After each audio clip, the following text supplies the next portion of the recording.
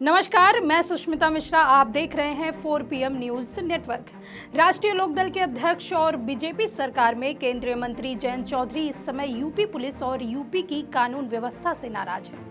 जिस पुलिस को सीएम योगी आदित्यनाथ अपनी ताकत बताते हैं, उसी पुलिस को सुधारने के लिए जयंत चौधरी ने कसम खा ली। आपको बता दें कि जयंत चौधरी ने कहा है कि तब तक नहीं रुकेंगे जब तक यूपी पुलिस को सुधार नहीं देते। उनकी ये चुनौती योगी के ताकतवर पुलिस की पोल खोलती है। जयंत चौधरी ने दावा करते हुए कहा है कि हमारे ट्वीट रुकेंगे नहीं और आगे भी जारी रहेंगे। जानकारी के मुताबिक जयंत चौधरी की यूपी पुलिस से नाराजगी चल रही है और यूपी पुलिस पर लगातार टिप्पणी करते हुए नजर आ रहे हैं। और मेरे ट्वीट्स आप देख भी रहे हो, फॉलो भी कर रहे हो। मेरे ट्वीट्स तो नहीं रुके, ना मेरे बयान रुके। ये एक सतत प्रयास है यूपी पुलिस को सुधारने का।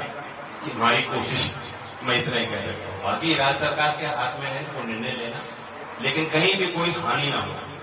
वो चौधरी अजीत सिंह जी जो मुजफ्फरनगर से इसलिए चुनाव लड़े थे कि वो चाहते थे कि एका बने। कम्युनिटीज में जो एक विश्वास का डेफिसिट बन गया था, अविश्वास पैदा हो गया, वो दोबारा से ऐसी परिस्थितियां कभी देश में हमें ना फेस करनी पड़े। और उसमें उनको बड़ी सफलता भी मिली है।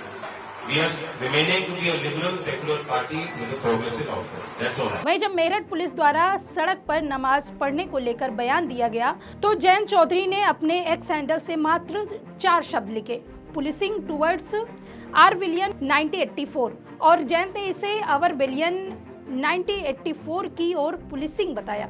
आर विलियन उस अन्यायपूर्ण व अधिनायकवादी स्थिति को कहते हैं जो एक स्वतंत्र और खुले समाज के लिए विनाशकारी है। मेरठ एडीजी डीके ठाकुर ने कहा था कि ईद उल फितर की नमाज सड़क पर अदा नहीं की जाएगी। किसी ने सड़क पर नमाज अदा करने का प्रयास किया तो पुलिस FIR करेगी और आरोपियों के पासपोर्ट तक निरस्त करवा दिया जाएगा। इस पर रालोद अध्यक्ष जयंत चौधरी ने एक्स हैंडल पर कड़ी प्रतिक्रिया दी। उन्होंने इस चेतावनी की तुलना जॉर्ज ऑरवेल के उपन्यास सन 1984 से की। जयंत ने कहने की कोशिश की कि वर्तमान पुलिस व्यवस्था वैसी हो गई है जैसी जॉर्ज ऑरवेल ने अपने उपन्यास में बताई। इस उपन्यास में बताया गया कि एक अधिनायकवादी सरकार होती है जो लोगों की हर गतिविधि पर नजर रखती है और उनकी स्वतंत्रता को सीमित करने की कोशिश करती है। आपको बता दें कि जयंत चौधरी का यह बयान ऐसे समय में आया जब प्रदेश में कानून व्यवस्था को लेकर सत्तारूढ़ भारतीय जनता पार्टी और विपक्ष दलों के बीच तीखी बहस छिड़ी हुई है। जयंत का कदम क्या वाकई पुलिस व्यवस्था में बदलाव की शुरुआत है या फिर एक सियासी रणनीति का हिस्सा है जिसका मकसद पश्चिमी यूपी में अपनी राजनीतिक जमीन मजबूत करना? जयंत चौधरी ने हाल ही में एक प्रेस कॉन्फ्रेंस में यूपी पुलिस की कार्यप्रणाली पर अपनी नाराजगी जाहिर की। उनका कहना था कि पुलिस को और अधिक संवेदनशील, पारदर्शी और जनता के प्रति जवाबदेह बनाए जाने की जरूरत है। खास तौर पर उन्होंने मेरठ में सड़क पर नमाज पढ़ने को लेकर पुलिस के एक आदेश का जिक्र किया जिसमें कहा गया था कि ऐसा करने वालों के खिलाफ FIR दर्ज होगी और उनके पासपोर्ट तक रद्द कर दिए जाएंगे। जयंत ने इस आदेश को गलत ठहराते हुए कहा कि यह धार्मिक भावनाओं को ठेस पहुंचाने वाला और सामाजिक सौहार्द के खिलाफ है। इसके अलावा जयंत ने यूपी पुलिस के अन्य फैसलों पर भी सवाल उठाए, जैसे कांवड़ यात्रा के दौरान दुकानों पर नेम प्लेट लगाने का आदेश, और उन्होंने तर्क दिया कि ऐसे कदमों से समाज में विभाजन पैदा होता है और पुलिस की छवि एक निष्पक्ष संस्था के रूप में कमजोर होती है। जयंत का मानना है कि पुलिस को अपराधियों में डर पैदा करने के लिए अपनी वर्दी की ताकत का इस्तेमाल करना चाहिए, न कि विवादास्पद आदेशों के जरिए जनता को डराने की कोशिश करनी चाहिए। आपको बता दें कि जयंत चौधरी ने स्पष्ट किया कि उनका मकसद यूपी पुलिस को बदनाम करना नहीं है, बल्कि इसे और मजबूत करना। हमारी कोशिश यूपी पुलिस को सुधारने की है। मेरे बयान और मेरे ट्वीट नहीं रुकेंगे और यह एक सतत प्रयास है। जयंत ने जोर देकर कहा कि पुलिस को ऐसी व्यवस्था बनानी चाहिए जिससे अपराधी सिर्फ वर्दी देखकर ही डर जाए और आम जनता को पुलिस पर पूरा भरोसा हो।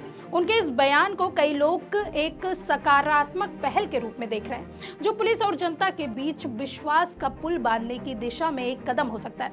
हालांकि जयंत चौधरी का यह बयान केवल प्रशासनिक सुधार तक सीमित नहीं माना जा रहा है। पश्चिमी यूपी में RLD का मजबूत जनाधार है और जयंत चौधरी इस क्षेत्र में अपनी पार्टी की स्थिति को और मजबूत करने की कोशिश में है। बीजेपी के सहयोगी दल के तौर पर काम करने के बावजूद जयंत ने कई मौकों पर स्वतंत्र रूप अपनाया है। माना जा रहा है कि पुलिस सुधार की बात उठाकर वे न केवल विपक्ष के मुद्दे को कमजोर करना चाहते हैं, बल्कि अपनी छवि एक जिम्मेदार और जनहितैषी नेता के रूप में पेश भी करना चाहते हैं। वहीं विपक्षी दल खासकर समाजवादी पार्टी और कांग्रेस लंबे समय में यूपी में कानून व्यवस्था को लेकर योगी सरकार पर हमलावर रहे हैं। जयंत का यह बयान इन दलों के लिए एक चुनौती बन सकता है, क्योंकि यह उनके पारंपरिक वोट बैंक खासकर मुस्लिम और जाट समुदाय को अपनी ओर आकर्षित करने की रणनीति का हिस्सा हो सकते हैं।